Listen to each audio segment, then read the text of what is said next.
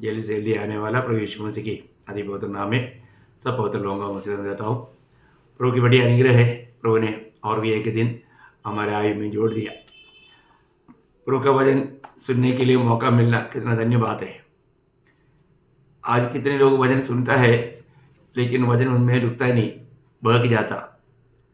इसलिए होगा शायद इब्रानियों मतलब 2 अध्याय में उसका पहला वचन में लिखा है, इस कारण चाहिए कि हम उन बातों पर जो हमने सुनी है और भी मन लगाए, ऐसा न हो कि कहीं बहकर उससे दूर चले जाए। देखा, सुनने वाला वचन से बहक ना जाए, है ना। एक हवा घूमता है, हम सुनने वाला वचन हमारे में ना रहे या हम उसको थामे ना रहे या उसमें बना ना रहे, उसका फायदा हमको ना मिले, ऐसा विरोधी का लक्ष्य रहता है।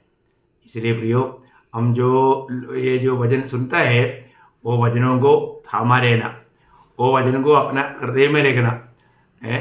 लेकिन आज बहुत लोगों का हृदय में ये प्रभु का वचन नहीं होने के कारण मतलब पाप को बसने का मौका देता है।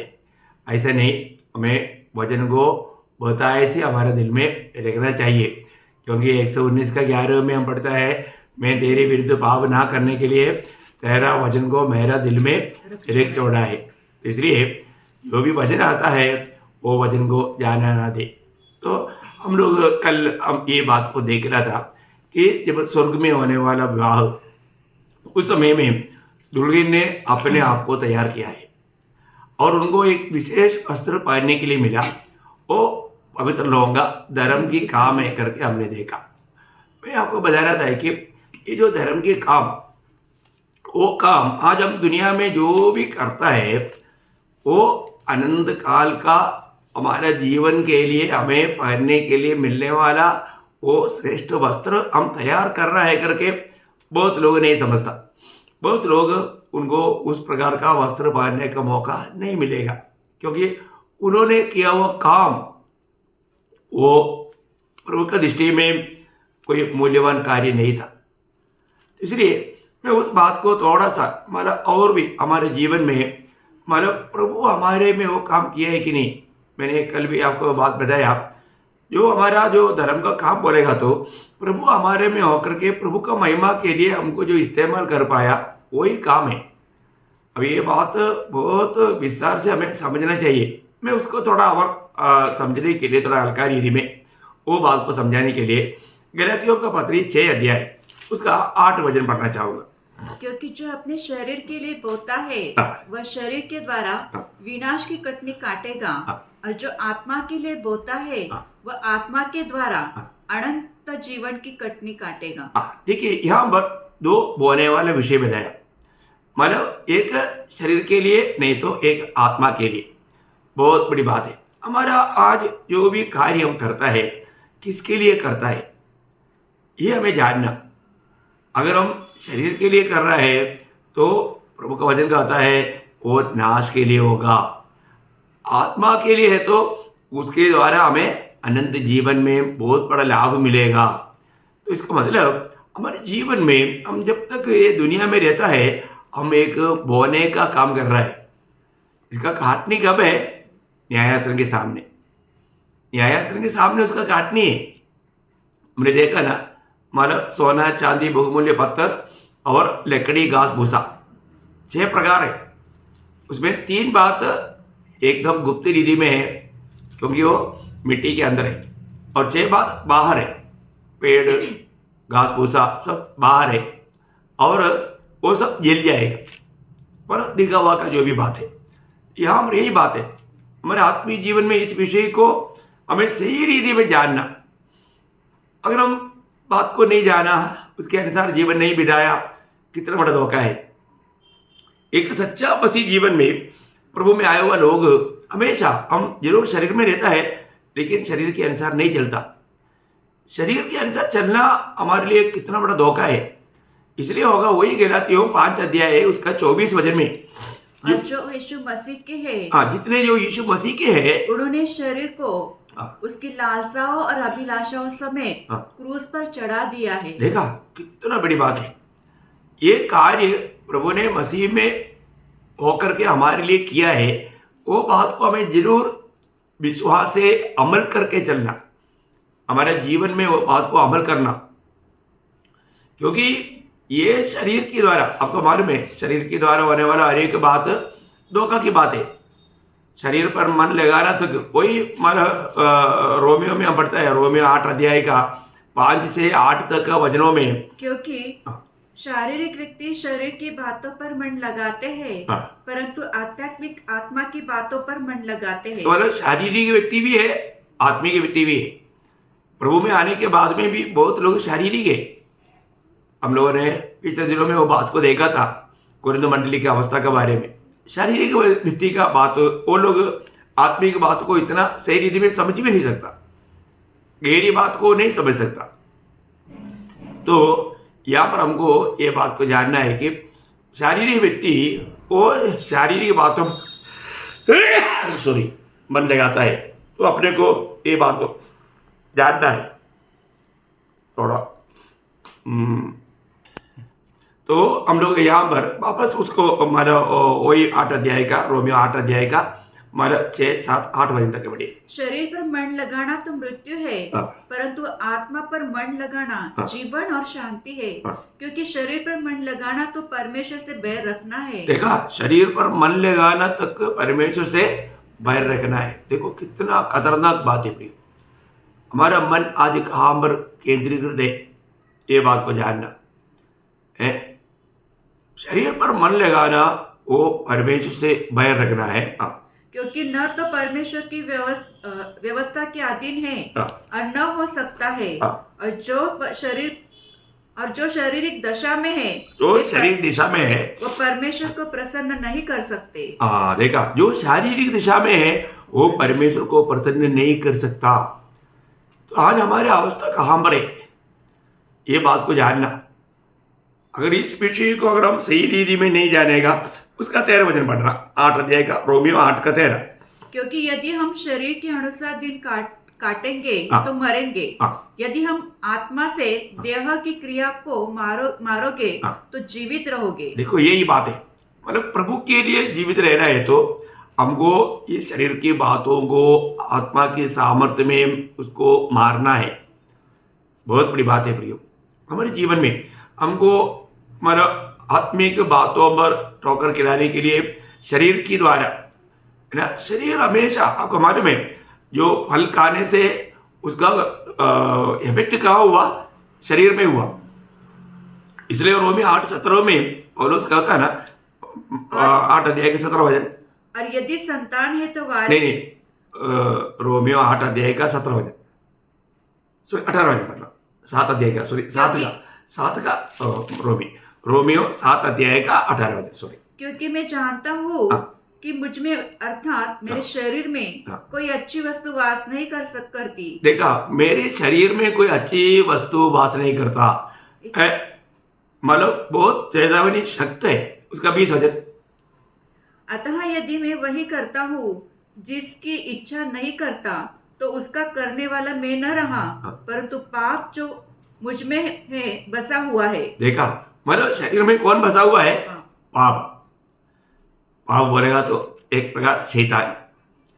अब देखिए, अभी जब हमारा प्राण हम मध्य में खड़ा है, अभी भी एदन वाटिका का अनुभव हमारा है। अगर हमारा मन आत्मा की ओर मोड़ लिया तो अपन धन्य बना, हम लोग विजयी हुआ, क्योंकि आत्मा में प्रभु रहता है। तो हम प्रभु की ओर मोड़ा तो अपन धन्य बना, और नहीं शरीर पर मोड़ा तो हम लोगों को धोखा हुआ। आज बहुत से लोग शरीर की बातों पर ही मन लगाता। तो इसलिए गलातियों उसका 5 अध्याय उसका 17 वचन, गलातियों 5 का 17, क्योंकि शरीर आत्मा के विरुद्ध में और आत्मा शरीर के विरुद्ध में लालसा करता है। ये एक दूसरे का विरोधी है।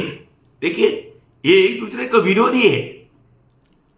इसका मतलब हमें कितना सावधानी से हमारा आत्मीय जीवन बिताना चाहिए प्रियो। हम लोग शारीरिक व्यक्ति भी बहुत बार बहुत अच्छा काम करता है, परंतु वो कुछ भी हमें प्रयोजन नहीं, अनंत काल में उसका कोई हमें लाभ नहीं मिलेगा। तो आज कितने लोग मतलब शुरुआत में जो आत्मीय जीवन में इतना अच्छा उत्साह दिखाए वो बहुत लोग बाद में धीरे धीरे वो शारीरिक बन जाता। इसलिए वहां पर गलातियों में 3:3 में पौलुस एक सवाल पूछता है, क्या तुम ऐसे निर्बुद्धि हो हाँ। कि आत्मा की रीति पर आरंभ करके हाँ। अब शरीर की रीति पर अंत करोगे? हाँ देखा मतलब आत्मीय जीवन में है ना, थोड़ा कुछ जानने के बाद में लोग मतलब एक और कॉन्फिडेंस अपने आप में आ जाता। वो सोचता है कि नहीं अभी तो मैं बहुत कुछ पाया है, मैं जानता हूँ। क्या होता धीरे धीरे वो जाने अनजाने उनका जो आत्मिक दौड़ आत्मा का ऊपर अवलंबित करके जीने वाला स्वभाव हट जाता। फिर वो मतलब अपनी बुद्धि ज्ञान के अनुसार चलने लगता। एक्चुअली वो जाने अनजाने वो शरीर की रीति पर वो कदम करने जा रहा है। बहुत भयंकर धोखा है। आत्मिक जीवन रोज रोज है ना, आज कितने लोग इस कारण है ना मतलब संगति को लापरवाही करता, वजन बढ़ने में ध्यान करने में लापरवाही करता, एक सच्चा प्रार्थना जीवन नष्ट होते जाता। ये सब मतलब हमारा उत्साह कम होने के कारण विरोधी ने धोखा दिया और वो किसी न किसी प्रकार वो शरीर पर मन लगाने लगा। उसको मालूम नहीं पड़ा तो उसका आत्मीय जीवन में गिरावट आते गया। लेकिन भजन सुनने के समय में तक उनको समझने में नहीं आ रहा। ये सारे धोखा शैतान करता है। तो हमको इस छोटा सा जीवन में हम लोगों का दौड़ में कभी धीमा नहीं होना। हम लोग कई बार बीपीटी वगैरह जब लॉन्ग रनिंग चलने के टाइम पर मैं अपने साथ के लोगों को हमेशा बोलता है कि किसी प्रकार भी दौड़ते दौड़ते चलने के लिए नहीं कोशिश करना। कितना भी थक गया तो भी वो रनिंग मतलब मूड में रहना, नहीं तो फिर वो फेल हो जाएगा। तो वो प्रयोग हमारा ये दौड़ में पौलुस बहुत बोलता है। 12 कोरिन्थी उसका 9 अध्याय उसके 24 वचन में मतलब हमको कैसा दौड़ना है हमें। क्या तुम नहीं जानते कि दौड़ में तो दौड़ते सभी हैं, परंतु इनाम एक ही ले जाता है। तुम वैसे ही दौड़ो कि जीतो। देखो जीतो प्रयोग अभी हमें मिला हुआ ये मौका एक दौड़ है। ये जीवन की हमारा आत्मिक दौड़ में कभी भी धीमा नहीं होना। किसी साइड से भी हमें हमेशा परखना है अपना आत्मिक उत्साह हर बात में, प्रभु के साथ का संगति में, प्रभु के साथ ज़्यादा समय बिताने में, प्रभु का गवाह बनने में। जहाँ पर भी अवसर मिलता है वो अवसर नष्ट ना करते हुए प्रभु का गौरव करना चाहिए। वो उत्साह कभी भी थोड़ा भी हमारे में कम नहीं होना चाहिए। अगर ऐसा बात आ गया हमें बहुत बड़ा आत्मीय जीवन में नुकसान पहुंचेगा। इसलिए उसका 25 वचन 9 का 25 12 कोरिन्थी 9 का 25 हर एक पहलवान सब प्रकार का संयम करता है। हर एक पहलवान सब प्रकार का संयम करता है। वे तो एक मुरझाने वाले मुकुट को पाने के लिए ये सब करते हैं, परंतु हम तो उस मुकुट के लिए करते हैं जो मुरझाने का नहीं। हाँ, इसका मतलब क्या है कि हमको हर एक बातों में संयम करना है। हमें मतलब संयम में होकर के कार्य करना। इस जीवन की यात्रा में अगर हम संयम नहीं रहेगा तो हम लोग सही प्रकार विजयी जीवन नहीं बिता पाएगा। वही बात जब दूसरा तिमोथी उसका दूसरा अध्याय का 5 वचन, दूसरा तिमोथी दूसरा अध्याय का 5 वचन। फिर अखाड़े में लड़ने वाला यदि विधि के अनुसार न लड़े, यदि विधि के अनुसार ना लड़े तो मुकुट नहीं पाता। मुकुट नहीं पाता। एक बात यहाँ पर बहुत अच्छा रीति में समझने वाला बात है प्रियो। अगर हम विधि के अनुसार नहीं कार्य किया, हम कैसे भी कुछ किया तो कुछ भी फायदा नहीं है ना। हमारा हर एक काम नियमानुसार होना चाहिए। आपको मालूम है हमारा प्रभु नियम का परमेश्वर है। प्रभु का नियम तोड़ेगा तो या नहीं जानेगा और उसके अनुसार नहीं करेगा तो हमें इनाम नहीं मिलेगा। हमको आपको याद होगा जब पहला इतिहास 15 अध्याय उसका 13 वचन में जब दावीद के जीवन में आया हुआ एक गलती के बारे में समझने के बाद दावीद दोबारा लोगों को खाने के टाइम पर वो कहता है, क्योंकि पिछली बार तुमने उसको न उठाया था, इस कारण हमारा परमेश्वर यहोवा हम पर टूट पड़ा, क्योंकि हम उसकी खोज में नियम के अनुसार न लगे थे। ये शब्द बाइबल में है ना, अब बहुत ध्यान से समझना। हर एक बातों में प्रभु ने नियम दिया हुआ है। हमारा परमेश्वर नियम का परमेश्वर है। कभी भी नियम नहीं तोड़ेगा। प्रभु में आने के बाद हमारे आत्मीय जीवन में हमें प्रभु का हमारे प्रति जो व्यवस्था है, नियम है, जानना जरूरी बात है। अभी हमारे दावीद के जीवन में जो लेवी लोग कंधे पर लाना चाहिए वो अभी बैलगाड़ी में लाया। नया गाड़ी था, सब कुछ नया बात था, लेकिन प्रभु का नियमानुसार नहीं था। इसलिए मानव संदूक गिरने लगा, उसका हाथ बढ़ाया, उसका उसी स्पॉट में खत्म हो गया। आपको मालूम तो क्यों वैसे हुआ? क्योंकि वो नियमानुसार नहीं था। नियमानुसार कार्य नहीं करेगा तो वहां पर बड़ा नुकसान है प्रियो। तो नियम उसका 16 अध्याय है, वही पहला इतिहास 16 अध्याय, उसका 15 वचन का भी पाठ। वही वचन है जो उसने हजारों पीढ़ी के लिए ठहरा दिया। उसकी वाचा को सदा स्मरण रखो। उतना अंडरलाइन करके करना।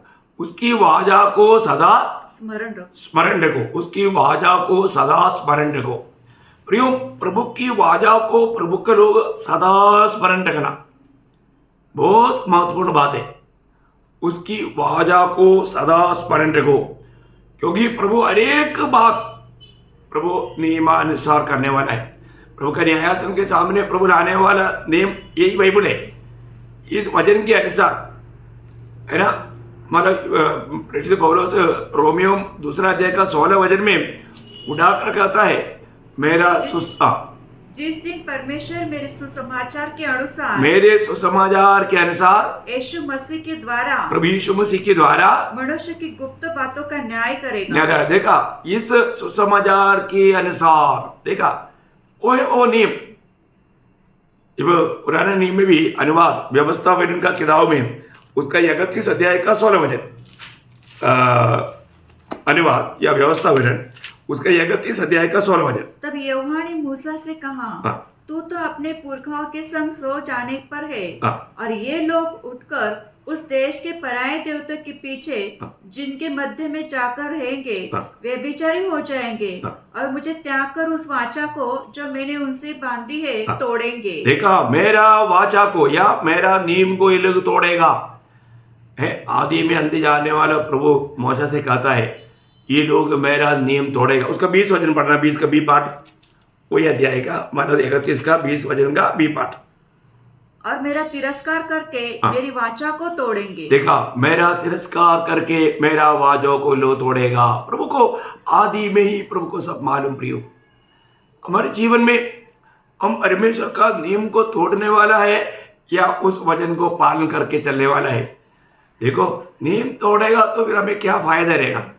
कुछ भी फल नहीं है ना। जब भजन संहिता उसका 44 का 17 वचन, भजन संहिता 44:17, न तेरी वाचा के विषय में विश्वासघात किया है। ये होना चाहिए। प्रभु की नियम के साथ मैंने विश्वासघात नहीं किया। ये बात को हमें यकीन करके जीना प्रिय, ये यकीन करके जीना। रोज रोज हम प्रभु की आत्मा का अधीन रहकर, प्रभु की इच्छा में बना रहकर, प्रभु का सत्य वचन की आधार लेकर के हमें हमारा यात्रा करना है, जो कि यीशु मसीह ने हमें दिया हुआ आदर्श है। उस आदर्श पर चलना हर एक बुलाहट पाया हुआ, उदार पाया हुआ पवित्र लोगों का कर्तव्य है। यीशु मसीह ने अपने लिए कुछ नहीं किया, सब पिता की इच्छा में और त्रय ने पिता प्रभु यीशु में होकर किया। हमने पिछले दिनों में ये बात देखा, वही बात प्रभु आज भी चाहता है। आज अगर हमको मतलब उस श्रेष्ठ वस्त्र, उस शादी के दिन में हम लोग सम्मान पाना है तो, या अपने प्राण के ऊपर विजय पाकर के जीवन बिताना है तो, इन बातों में हमें सावधान रहना बहुत जरूरी बात है। तो यहाँ पर जब 2 तिमोथी 2 अध्याय का 4 वचन में पौलुस बोलता है कि जब कोई योद्धा लड़ाई पर जाता है तो इसलिए कि अपने भर्ती करने वालों को प्रसन्न करे, अपनी भर्ती करने वालों को प्रसन्न करे, अपने आप को संसार के कामों में नहीं फंसाता। अपने आप को बोलेगा तो अपनी प्राण के लिए वो कुछ भी नहीं सोचता, अपनी प्राण का विषय में वो चिंता नहीं करता, अपना उद्धारकर्ता को या अपना भक्ति करने वालों को प्रसन्न करने के लिए वो हमेशा यत्न करता। ये एक लड़ाई के मैदान के महत्व का बात हो। ये हमको आज हम लोग लड़ाई के मैदान में इसलिए इस जीवन में आज हमारे जीवन को प्रभु में आने के बाद अनेक पवित्र लोग ये परखना प्रियो, मैं किस प्रकार का उस महत्वपूर्ण वस्त्र पहनने जा रहा है। मैं रोज मेरे जीवन में मैं उसको मतलब बना पा रहा है कि नहीं। मुझे पहनने का वस्त्र मुझको ही बनाना है, और तो मुझको बनाने का अर्थ मुझको प्रभु का हाथ में इस्तेमाल होना।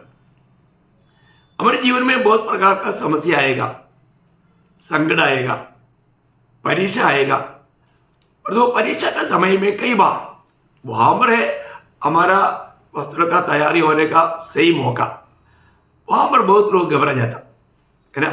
जब याकूब पहला अध्याय का 12 वचन, धन्य है मनुष्य हाँ। जो परीक्षा में स्थिर रहता है, हाँ। क्योंकि वह खरा निकल कर जीवन का मुकुट पाएगा, हाँ। जिसकी प्रतिज्ञा प्रभु ने अपने प्रेम करने वालों से की है। देखिए यहाँ पर एक बात मैं आपको बताना चाहता हूँ, हमारे जीवन में कितनी प्रकार का परीक्षा होता है, और वो परीक्षा में हमारा अवस्था क्या होता। मैं एक बार एक छोटा सा एक बात मैं आपको बताना चाहूँगा। एक विश्वासी मैडम स्वामिनी और एक विश्वासी उसकी मतलब सेविका, सेवा करने वाला। तो क्या हुआ, एक दिन उस मतलब दासी के सामने इस स्वामिनी का बहुत अपमान, निंदा एक पड़ोसी व्यक्ति ने किया।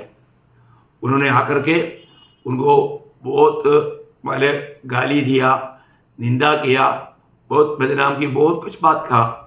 तो ये दासी को भी वो सह नहीं पाया, उसको उसके साथ झगड़ने का बहुत दिल आया, लेकिन विश्वासी है, वो ऐसा कर नहीं सकता। और ये स्वामिनी ने इतना बदनाम की बात किया तो भी एक शब्द नहीं बोला। उस समय में ये होने के बाद में वो व्यक्ति कुछ देर के बाद में चला गया, क्योंकि आपको मालूम है इधर से कुछ भी रिप्लाई ना होने के कारण वो बात बढ़ा नहीं, क्योंकि उन्होंने चुपचाप सब सह लिया। तब वो जाने के बाद में ये दासी ने ये स्वामिनी से कहा कि देखो, मैं अगले संडे जरूर खड़ा होकर गवाही देगा, आप हमारे लिए कितना आदर्श है। आप इतना बुराई करने के बाद में भी आप एक शब्द उसको नहीं बोला। कौन ऐसा कर सकता, ऐसा सह सकता। आप कितना वास्तव में आपने ये बड़ा परीक्षा में आपने कितना बड़ा विजय पाया, ये जरूर मंडली को मैं गवाही दूंगा, ऐसा बोला। तो ये स्वामिनी रोने लगा। तो ये दासी ने पूछा, क्यों, आप क्यों रो रहे हैं? उन्होंने बोला, तुझे नहीं मालूम कि वो व्यक्ति ऐसे जब कह रहा था तो मेरा अंदर में दांत पीस रहा था। बाहर तुझे तो वही दिखाई दिया, फिर तो मेरा अंदर उसके साथ बहुत विरोध में कर रहा था। तो मुझे ऐसा नहीं करना चाहिए था।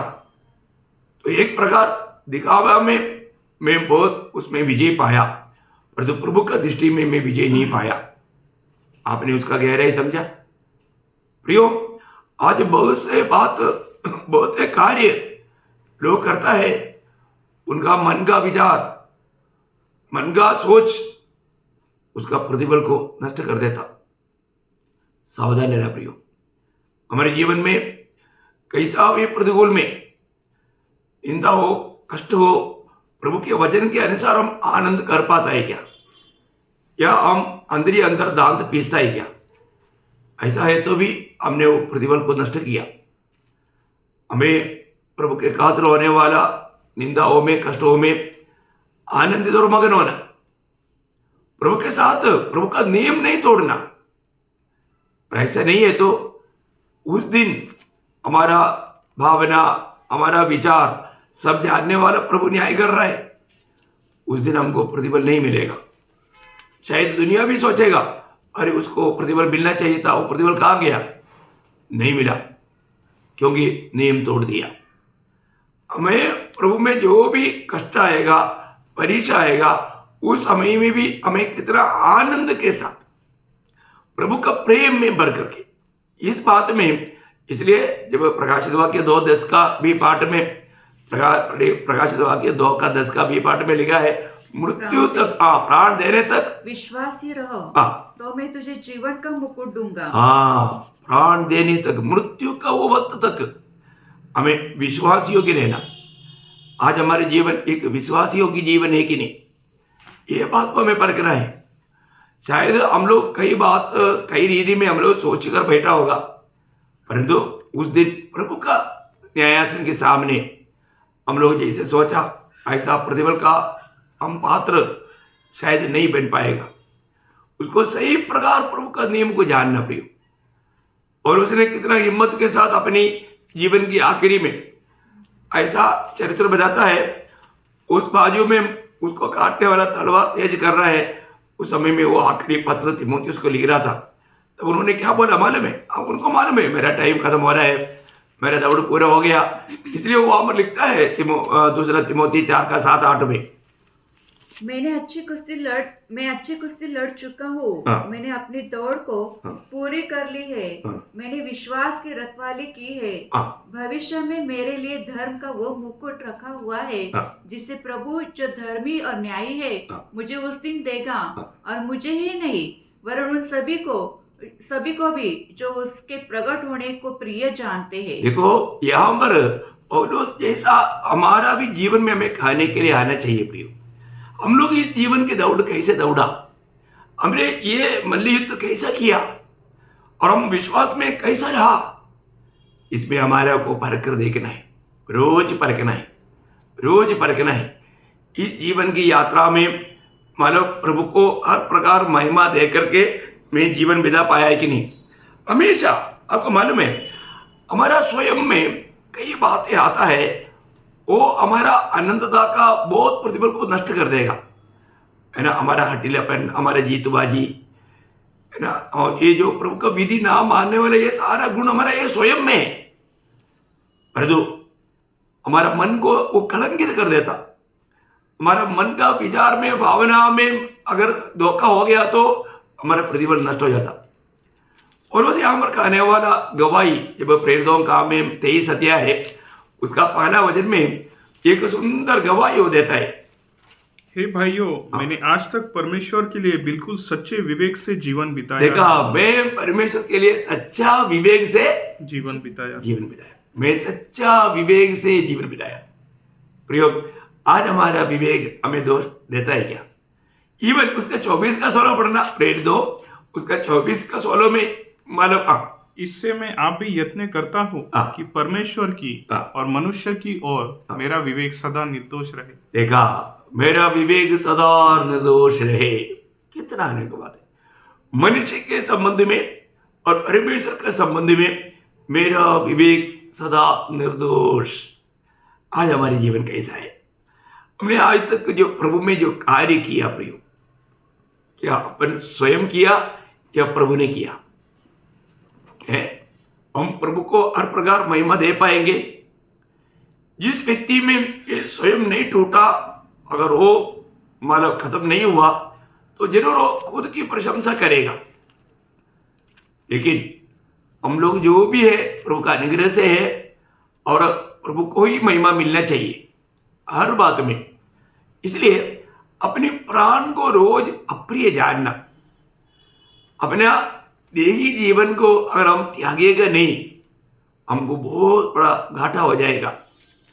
2-3 वचन मैं जल्दी पढ़ करके हमारा आज का भी ये संदेश खत्म करूंगा।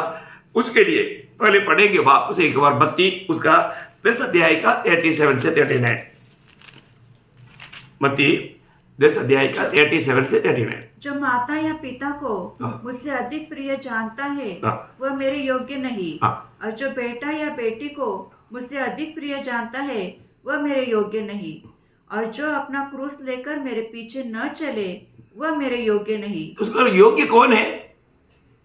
योग्य इन सबसे बढ़कर के जो प्रभु को चाहता है, प्यार करता है, प्रभु को मानता है। ठीक है ना? ये सारे बात है। माता पिता नहीं तो हमारा बच्चा, नहीं तो हमारा प्राण, हमारा बस ये जीवन की दौड़ में हमारी रुकावट बन सकता है, परंतु उससे भी बढ़कर मैं प्रभु को प्रथम स्थान जीवन में देता है कि नहीं, ये बात को हमें परख कर देखना। कई बार ऐसे बातों में लोग हर जाता, लोग जीवन को परखता नहीं। वही बात थोड़ा और गहराई में मरकुस लिखता है, मरकुस 8 अध्याय का 34-35।